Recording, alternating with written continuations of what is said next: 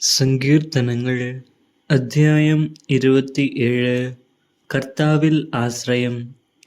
കർത്താവ് എൻ്റെ പ്രകാശവും രക്ഷയുമാണ്, ഞാൻ ആരെ ഭയപ്പെടണം?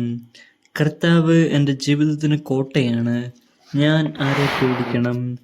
എതിരാളികളും ശത്രുക്കളുമായ ദുർവൃത്തർ ദുരാരോപണങ്ങളുമായി എന്നെ ആക്രമിക്കുമ്പോൾ അവർ തന്നെ കാലിടറി വീഴും. ഒരു സൈന്യം തന്നെ എനിക്കെതിരെ പാളയമടിച്ചാലും എൻ്റെ ഹൃദയം ഭയം അറിയുകയില്ല. എനിക്കെതിരെ യുദ്ധമുണ്ടായാലും ഞാൻ ആത്മധൈര്യം വെടിയുകയില്ല. ഒരു കാര്യം ഞാൻ കർത്താവിനോട് അപേക്ഷിക്കുന്നു, ഒരു കാര്യം മാത്രം ഞാൻ തേടുന്നു, കർത്താവിൻ്റെ മാധുര്യം ആസ്വദിക്കാനും കർത്താവിൻ്റെ ആലയത്തിൽ അവിടുത്തെ ഹിതം ആരായാനും വേണ്ടി ജീവിതകാലം മുഴുവൻ അവിടുത്തെ ആലയത്തിൽ വസിക്കാൻ തന്നെ. ക്ലേശകാലത്ത് അവിടുന്ന് തൻ്റെ ആലയത്തിൽ എനിക്ക് അഭയം നൽകും. തൻ്റെ കൂടാരത്തിനുള്ളിൽ എന്നെ ഒളിപ്പിക്കും. എന്നെ ഉയർന്ന പാറമേൽ നിർത്തും. എന്നെ വലയം ചെയ്യുന്ന ശത്രുക്കളുടെ മുകളിൽ എൻ്റെ ശിരസ് ഉയർന്നു നിൽക്കും. ആഹ്ലാദാരവത്തോടെ അവിടുത്തെ കൂടാരത്തിൽ ഞാൻ ബലികൾ അർപ്പിക്കും. ഞാൻ വാദ്യാഘോഷത്തോടെ കർത്താവിനെ സ്തുതിക്കും. കർത്താവേ, ഞാൻ ഉച്ചത്തിൽ വിളിച്ചപേക്ഷിക്കുമ്പോൾ അവിടുന്ന് കേൾക്കണമേ.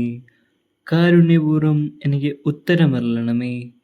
എൻ്റെ മുഖം തേടുവിൻ എന്നവിടുന്ന് കൽപ്പിച്ചു. കർത്താവേ, അങ്ങയുടെ മുഖം ഞാൻ തേടുന്നു എന്ന് എൻ്റെ ഹൃദയം അങ്ങയോട് മന്ത്രിക്കുന്നു.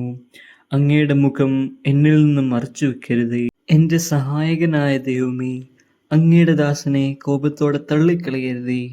എൻ്റെ രക്ഷകനായ ദൈവമേ, എന്നെ തിരസ്കരിക്കരുതേ, എന്നെ കൈവിടരുതേ. അപ്പനും അമ്മയും എന്നെ ഉപേക്ഷിച്ചാലും കർത്താവ് എന്നെ കൈക്കൊള്ളും. കർത്താവേ, അങ്ങയുടെ വഴി എനിക്ക് കാണിച്ചു തരണമേ. എനിക്ക് ശത്രുക്കൾ ഉള്ളതിനാൽ എന്നെ നിരപ്പായ വഴിയിലൂടെ നയിക്കണമേ. വൈരികളുടെ ഇഷ്ടത്തിന് എന്നെ വിട്ടുകൊടുക്കരുതേ. കള്ളസാക്ഷികൾ എനിക്കെതിരെ ഉയർന്നിരിക്കുന്നു, അവർ ക്രൂരത നിശ്വസിക്കുന്നു. ജീവിക്കുന്നവരുടെ ദേശത്ത് കർത്താവിൻ്റെ നന്മ കാണാമെന്ന് ഞാൻ വിശ്വസിക്കുന്നു. കർത്താവിൽ പ്രത്യാശ അർപ്പിക്കുവിൻ, ദുർബലരാകാതെ ധൈര്യം അവലംബിക്കുവിൻ. കർത്താവിന് വേണ്ടി കാത്തിരിക്കുവിൻ.